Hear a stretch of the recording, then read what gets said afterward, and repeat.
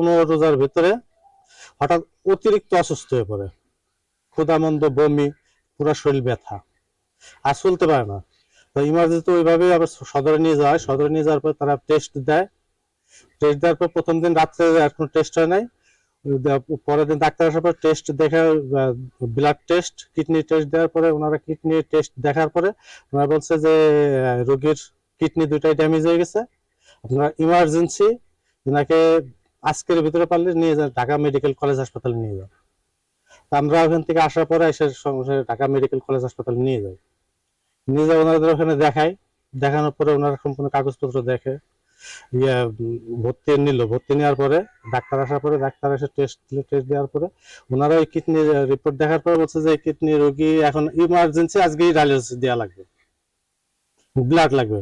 আমি আজকে তো ডায়ালিসিস আমার পক্ষে সম্ভব না ব্লাডই করা, তো পরের দিন 4 তারিখে ডায়ালিসিস শুরু হয়।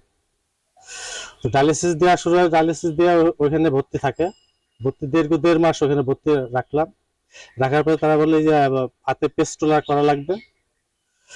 ক্যানোলাতে ডায়ালিসিস সবসময় হয় না, বলছে পেস্টুলা রাখলে আপনারা করে নেন। তো পেস্টুলা করা হয়। করার পরে ওখানে 1.5 মাস থাকার পরে তারা ছেড়ে দিল, ছাড়পত্র দিয়ে দিল, বলছে যে আমাদের এখানে আর কিছু করার নাই, ডায়ালিসিস কন্টিনিউ করতে হবে, যতদিন আপনারা বেঁচে থাকবে কন্টিনিউ করতে হবে। এবং এই ডায়ালিসিস আপনার চুয়াডাঙ্গা, যশোরে করা যায়, আপনার ওই এলাকায় নিয়ে যায় করতে পারেন, করেন। আর এর রোগীর একটা কিডনি ট্রান্সফার করা, এটা আপনি ব্যয়বহুল খরচ, আপনারা হয়তো পারবেন না, আপনাদের ডায়ালিসিস এলাকায় নিয়ে যান। তা আমরা এলাকায় নিয়ে আসি। আর আমার স্ত্রী কিডনি দেওয়ার জন্য যে সমস্ত কিডনি আমি দিতে চাই, কিন্তু কিডনি ট্রান্সফারের জন্য মিনিমাম 7 থেকে 8 লাখ টাকা দরকার।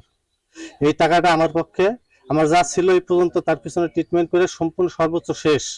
ছাগল ছিল, খানের তা ছিল, সবই শেষ। এখন আমার এই বাড়িটাই আছে, এই বাড়িটা ছাড়া আমার আর কিছুই নাই। এখন আমি এই মুহূর্তে ডায়ালিসিস করতে যাই, আমি পারি না। ডায়ালিসিস প্রতি সপ্তাহে করা লাগে, সেখানে আজ 20 তারিখে করা হয়েছে, আজকে দীর্ঘ 4 তারিখ। এর ভিতরে আমি ডায়ালিসিস করতে পারি না, রোগী অলরেডি অসুস্থ হয়ে পড়ে আছে। আমি এই মুহূর্তে আমার পক্ষে 7-8 লক্ষ টাকা ম্যানেজ করার মতো সামর্থ্য নাই। স্ত্রীর সাথে ব্লাড বি পজিটিভ, আমার ব্লাড আছে, ম্যাচিং আছে। আমার স্ত্রীর জন্য আমি কিডনি দিতে চাই। আমার 2টা সন্তান আছে, 2টা মেয়ে, তাদের 2জনের বিয়ে হয়ে গেছে, তারা শ্বশুর বাড়িতেই থাকে। এই মুহূর্তে আমার স্ত্রী চলে গেলে আমি অসহায় পড়বো।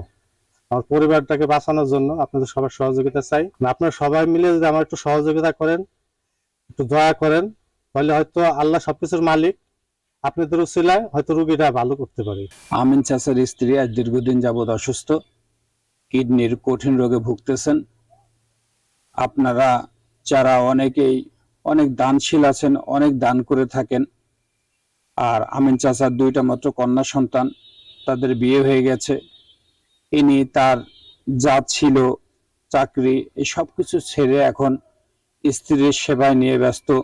আমাদের মোবারকপাড়া গোরস্থান বা এদিকে আশেপাশে চারদিকে উনি হাত দিয়ে উনি এতদিন পর্যন্ত খরচ করে এসছে। এখন যে ডায়ালিসিস প্লাস যে কিডনি ট্রান্সফার করা যে খরচ, সেটা তার পক্ষে কখনোই সম্ভব না। তার যতটুকু ছিল সবটুকু দিয়ে সে শেষ করে ফেলেছেন। এখন সম্বল শুধু এই সামান্য বাড়ি, এই মাথার ছাদটুকুই, তাছাড়া কিছুই নাই। আপনারা যারা দূর দূরান্তে আছেন, অনেকে দান করেন, অনেকে আল্লাহ পাকের রহমতে অনেক টাকা দান করেন। 7 থেকে 8 লাখ টাকা খরচ হবে। আপনারা দয়া করে এই পরিবারের পাশে দাঁড়ান। আল্লাহ তাআলা আপনাদের সবার মঙ্গল করুক, এই পরিবারটাকে মঙ্গল করুক। কিডনি রোগীর ব্যয়বহুল খরচ, অনেকদিন যাবৎ তার 2টা কিডনি ড্যামেজ, বহুত টাকা নষ্ট করছে চিকিৎসা করতে যে। এখন ডাক্তার বলছে অতি দ্রুত কিডনি ট্রান্সফার করা লাগবে। যেহেতু কিডনি ব্লাড মিলছে, কিন্তু অর্থের কারণে এখনো চিকিৎসা বা কিডনি ট্রান্সফার করতে পারছে না। সমাজের যারা বিত্তশীল ব্যক্তি আছেন, সবাই সবার জায়গা থেকে সহযোগিতার হাত বাড়িয়ে দেবেন।